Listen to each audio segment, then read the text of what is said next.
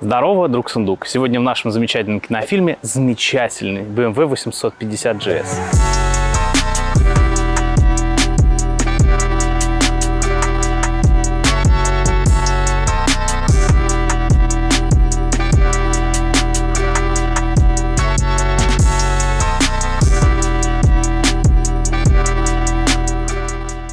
Короче, когда ты берешь себе BMW старший, который сейчас 1250, ты берешь его исключительно для хороших дорог, для прямых асфальтовых хороших дорог. Именно хороших, как бы, сука, это странно не звучало, потому что из захваленного телелевера тебе очень-очень хорошо чувствуется на руле и на подножках всякие маленькие-маленькие сколы на асфальтах, стыки на бетонках. Вот такая шляпа на нем тоже не сильно приятная. И беря себе, покупая вот этот мотоцикл, ты оставляешь себе шанс на то, что ты можешь как бы выехать на бездорожье. А судя по тому, что меня спрашивают, судя по всему, нужно всем. Потому что когда у меня спрашивают, какой мотоцикл купить, и предъявляют мотоциклу какие-то требования, всегда перечисляют следующие вещи. Чтобы это был олдскульный V-Twin, но при этом технологичный. Чтобы мотоцикл ехал 200, но при этом жрал 5 литров. Чтобы можно было выехать на бездорожье, но и по асфальту отлично рулился. Чтобы обязательно был кардан. И чтобы, конечно, все это было сильно по дешману. И вот этот мотик, он как из анекдотов. Он дает тебе, на самом деле, практически все перечисленное он тебе дает. Так или иначе. Он как джин из анекдотов, который тебе все дает, все, что ты у него там попросил, но с какими-то лузами. Можно сказать, что у него, в принципе, V-Twin, но такой себе 2D V-Twin, потому что здесь кроссплейн, и, в принципе, он звучит похоже и должен по характеристикам, в принципе, быть похож на V-Twin. Он едет 200, но это официальная его максималочка. Он может жрать 5 литров, но также может жрать и 8. На нем можно выехать на бездорожье. Но чтобы поменять себе цепь, тебе нужно быть недалеко от дилера, чтобы купить пару новых болтов, и тебе нужно иметь с собой подъемник, потому что чтобы поменять здесь цепь, тебе нужно снимать центральную подножку, которую тебе надо купить, чтобы менять на нем цепь. Езда по дороге, по асфальту, в принципе, возможно, на нем номер висит, значит, в теории можно ехать.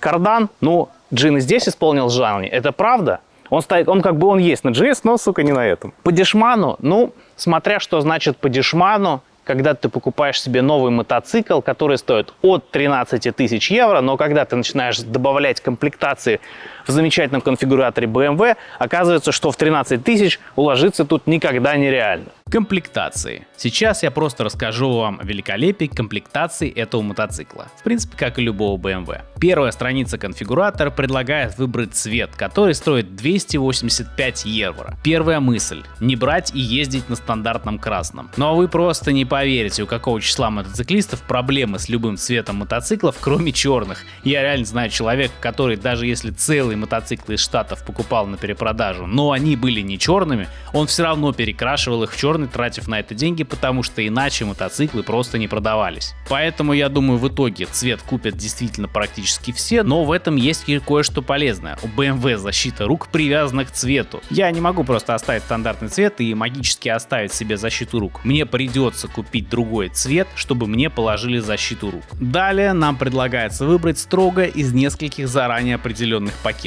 Первый пакет называется «Актив». Угадайте, что в нем. Подогрев ручек, площадка заднего кофра и про режим езды. Наверняка почти все угадали, что пойдет в этом пакете. Но не смейтесь, потому что за него только что было уплачено 445 евро. Я хочу подогрев ручек, но он не стоит 445 евро, сорян. Следующий пакет называется Dynamic. За 500 евро. В нем вам будет предложен светодиодный свет и квикшифтер. Опять же, очень логичное размещение света вместе с квикшифтером. Но тут я не жалуюсь, эти обе опции я бы все равно купил. Третье. Комфорт пакет.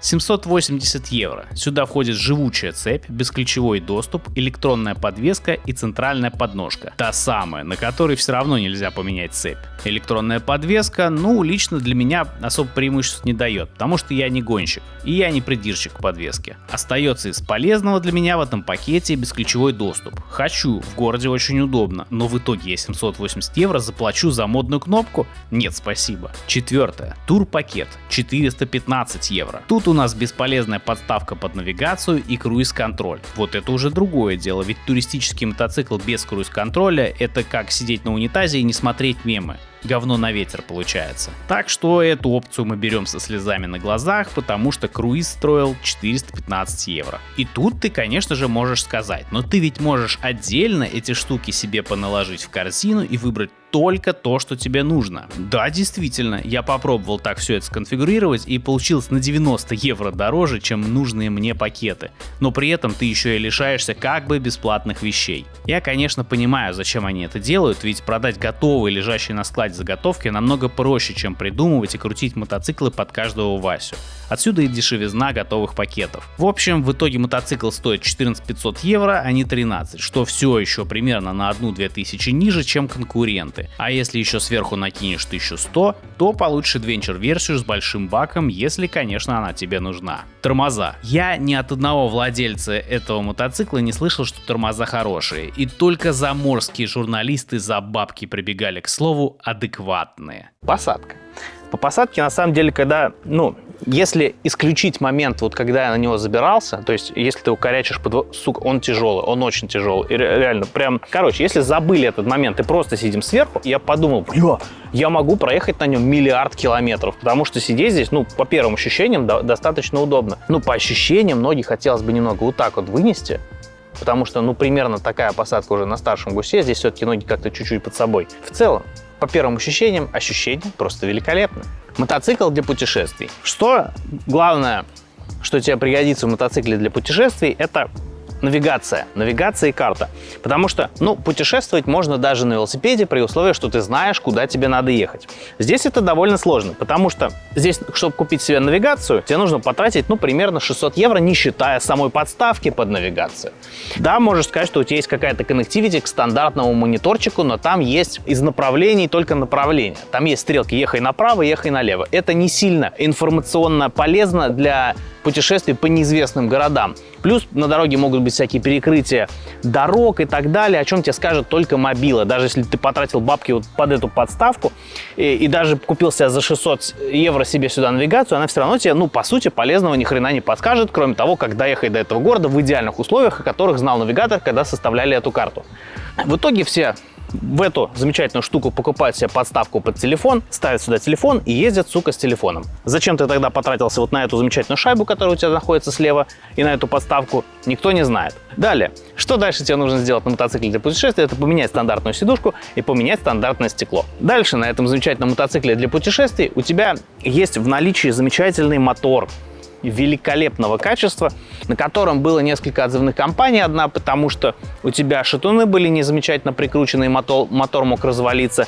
И вторая, потому что, братан, у тебя недостаточно масла в мотор поступало, и тоже он мог сдохнуть, и поэтому 1500 моделей тупо отозвали. Следующим пунктом на мотоцикле для путешествий тебе нужно заливать в него только лучший бенз, который ты найдешь. Потому что, на предыдущих его моделях на 800 была такая история, что если ты, даже заправился все равно 95-м, но вот что-то там была какая-то заправка, я даже нашел целый форум, на котором люди писали, что я вот заправился на этой заправке, на своем 800-м, и у меня вытекли поршни. Тебе нужно искать самый лучший бенз, который ты найдешь на мотоцикле для путешествий. Мотоцикл, который ты берешь с большим баком, ведь это adventure, чтобы проезжать миллиарды километров, уезжать в далекие пустыни, где, возможно, не будет никакого бенза, и тебе придется там найти, сука, хороший 95-й, чтобы залить его в свой замечательный мотоцикл. Но, возможно, это все вообще ничего не значит, когда ты на нем сидишь сверху с пассажиром, тарахтишь по трассе 130 на круизе, и все у тебя отлично. Давайте проверим это и узнаем.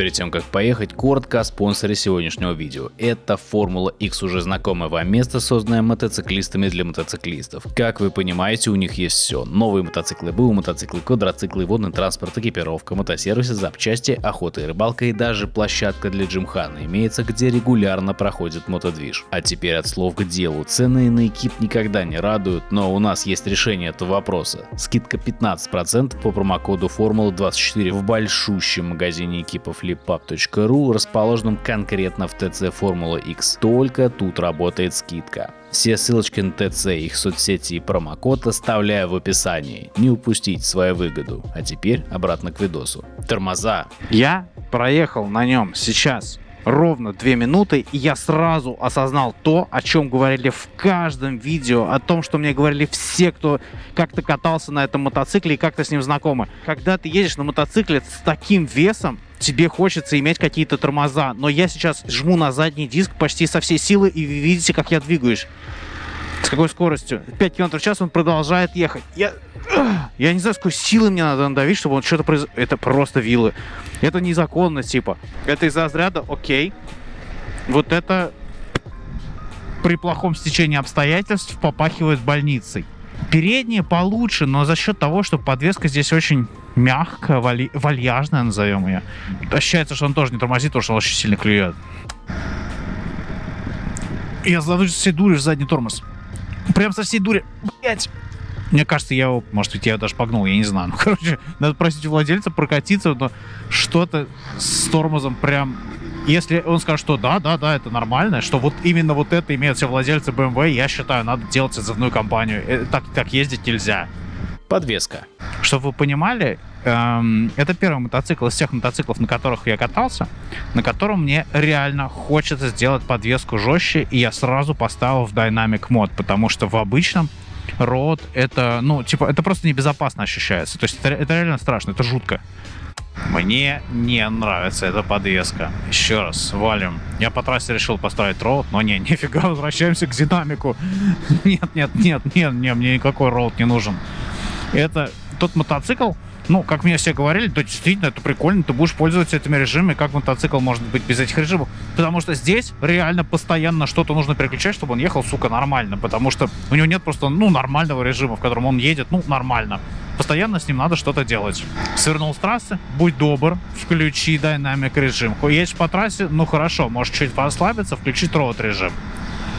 Но нет, если какие-то повороты начинаются, не забывай, дружок. Dynamic режим. Здесь он, походу, тебе реально нужен. Короче, немножечко, чуть-чуть, немножко ласкового такого бездорожья. Гравичка, так скажем. Как сильно чувствуются все эти камни под колесами. Просто невероятно. Вот, собственно, это те условия, в которых что все думают, что будут ездить 90% времени, когда покупают такой мотоцикл. Я сейчас понял еще один минус этого вундерлихт стекла. Вот когда ты едешь по такому покрытию, я реально вообще не понимаю, что происходит впереди, потому что я пытаюсь смотреть под колеса, смотреть, что находится внутри, и для меня вся дорога выглядит волнами, потому что это стекло очень сильно преломляет свет. И я даже чуть-чуть не понимаю, что у меня там сейчас под колесами. Мотор. Низов у мотоцикла действительно нет, но меня печалит не просто отсутствие низов, типа, ну, нет и нет, так сказать. Это меня здесь больше печалит вот этот эффект, что в городе, когда ты едешь на маленьких оборотах, что для него около 2000, он дергается довольно сильно и ощутимо, и это не сильно приятно. Это напрягает. О, как ты дергаешься. Так он дергается, чтобы вы понимали. Но тем не менее, мы туристируем. Как раз то, что нужно делать на таком мотоцикле. О, я понимаю, вот сейчас на повороте едет с маленькой скоростью на первой передаче, медленнее уже никуда нельзя.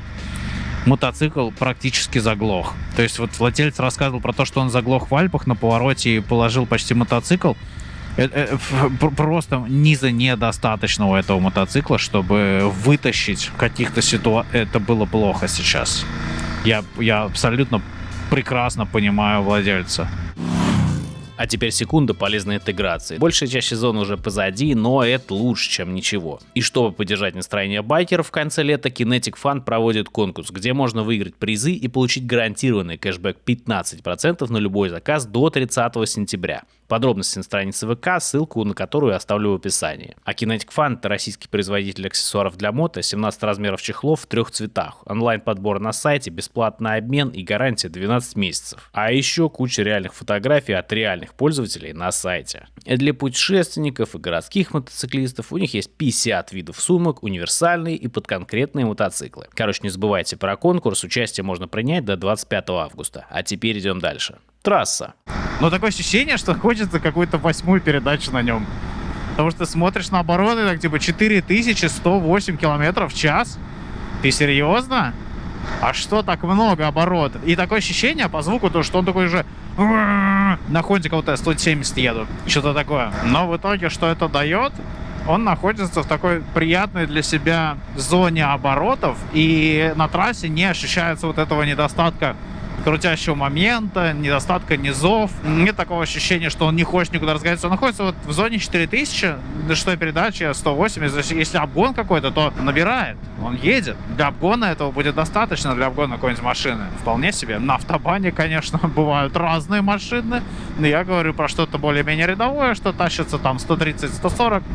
Такое ощущение, что я могу это обогнать. Такое ощущение, что у меня есть запас. Но когда я вспоминаю про тормоза, которые здесь, мне не хочется этого делать абсолютно. Еще из описаний того, примерно как здесь шумно, обычно на ходу я слышу пиканье камеры, когда ее включаю. Благодаря чему я понимаю, что я начал записывать и так далее. Здесь я этого не слышу. Но здесь накладывается, конечно, очень шумная резина. То, что мне дует по рукам. Защита рук здесь не справляется. Да, мне не дует в кисти, но мне дует по самой руке. И вот по ней ветер доходит мне до шлема, как раз в область уха, через плечо. И мне, сука, от этого громко. Чтобы вы понимали уровень ветра здесь. Ноги, да, неплохо. Колени 100% будут вообще сухие. Но голени ниже середины все равно у вас будут мокрыми. Вибрации здесь, как ни странно, довольно назойливые. То есть, мне хочется отпускать руль. Мне хочется, чтобы их было здесь поменьше. Что еще неприятно, то что они чувствуются здесь на ногах тоже. Это не такое распространенное частое явление. Это, на самом деле больше актуально для всяких одностволок, где вибрация просто везде. Но вот здесь реально мне прям вибрируют пятки. Прям вибрируют пятки и руки. Здесь это не сильно комфортно. Вибрации под жопой здесь, кстати, тоже есть. Прям везде получается. Жопа будет онемевшая прямо 2 факторов сразу. Разное. Смотрите, какой диапазон до отключения круиз-контроля. Не отключается. Вот это весь ход. Вот. Ход тормоза. Он не отключается. Тормоза схватывают, он не отключается сейчас, сука. Ну, такой. Для смелых, типа. Для смелых. Нечего давать заднюю, типа. Разгон. Берем разгон. —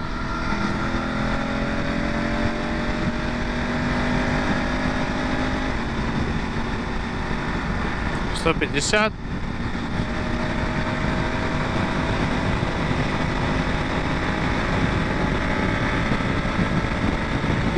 Ну, 170 уже, да.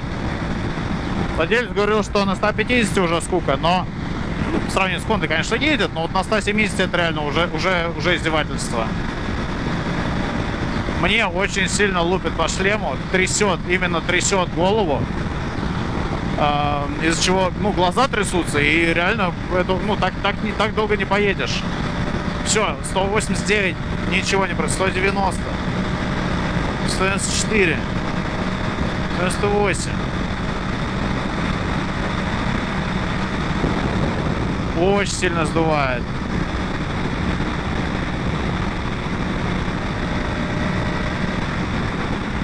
Но так долго, конечно, не поедешь. Допустим, 160. Круиз на 166. Вот, кстати, 160 нормально. Но здесь, видите, этот забор стоит, из-за которого я не чувствую, что меня сдувает с мотоцикла.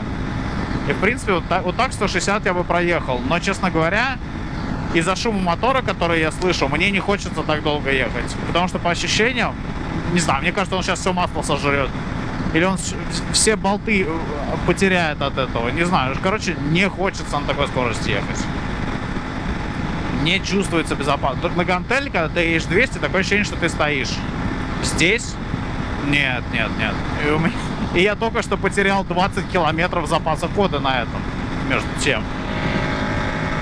Короче, сейчас мы едем по автобану на скорости 185 километров в час где-то. По ощущениям, ну типа в сиденье, в ногах, все очень ровно, как будто бы вообще никакой скорости нет. Но по ветру стало сильно хуже, прям сильно. То есть ветер фигачит так, почему-то в эту область шлема, где визор, что у меня дрожит весь шлем. Очень странно, какая вибрация чисто в одном шлеме. Потому что по ногам спокойно, вообще в ноги почти не дует. Вот отсюда уже, конечно, ветер. Но ноги вообще спокойно. Я вообще никакого ветра в них не чувствую. Вот. Не знаю, в плечи чуть-чуть бьет, но совсем чуть-чуть, учитывая скорость. В грудь не бьет вообще. Мне реально приходится сейчас концентрироваться на изображении, потому что мне трясет шлем, и вместе с ним трясет картинку, и мне прям приходится вглядываться в то, что происходит там вдали, на скорости 160, это то, что ты меньше всего хочешь. Еще и терять часть зрения, так сказать, потому что тебе глаза трясет просто. Но я серьезно, я не хочу так больше ехать, я прям не хочу, это прям очень плохо. Я делаю это на видео, но я не могу так ехать, это ужасно, на нем это ужасно, с такой скоростью ехать просто отвратительно. Я хочу приехать как можно быстрее сейчас обратно и так далее, но... Нет, я лучше поеду 120 на круизе. Это реально, ну, во-первых, это не ощущается безопасно, это не ощущается круто, это не ощущается приятно. И я устану так намного больше, потому что ужасно дует, задувает ветром в лоб, мотает бошку. Пассажир просто в ужасе, мне кажется, в меня вцепляется. Я знаю при этом, что у меня вообще никаких тормозов нет. Короче, нет, это не для автобана, не для автобана в обычном понимании, в плане больших скоростей.